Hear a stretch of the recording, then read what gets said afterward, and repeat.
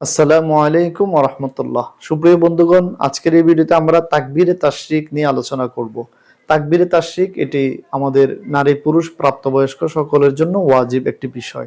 তাই এই বিষয়ে আমাদের যথাযথ জ্ঞান রাখা এবং বিষয়টি বোঝা এবং এই বিষয়ে আমল করা আমাদের অত্যন্ত প্রয়োজন এবং গুরুত্বপূর্ণ। আসুন, তাকবীরে তাশরিক এটা কখন থেকে কখন পর্যন্ত দিতে হয়।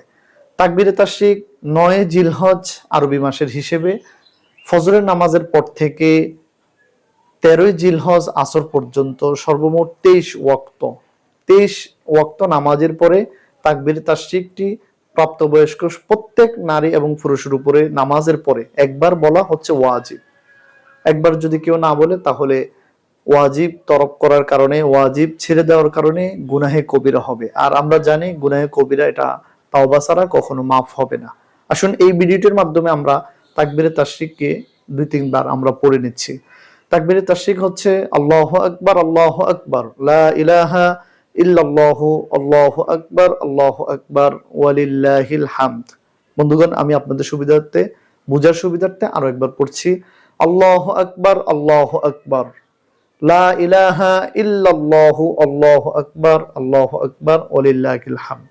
এই যে আমরা তাকবীরে তাশরিকটি বললাম, এটার অর্থটা কি? আল্লাহু আকবার, আল্লাহু আকবার, আল্লাহ সবচেয়ে বড়, আল্লাহ সবচেয়ে বড়।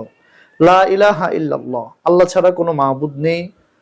ওয়ালা ইলাহা ইল্লাল্লাহ, লা ইলাহা ইল্লাল্লাহু, আল্লাহু আকবার, আল্লাহ সবচেয়ে বড়, আল্লাহু আকবার, আল্লাহ সবচেয়ে বড়, ওয়ালিল্লাহিল হামদ, এবং সকল প্রশংসা আল্লাহ পাকের জন্য। এই হচ্ছে তাকবীরে তাশরিকের অর্থ।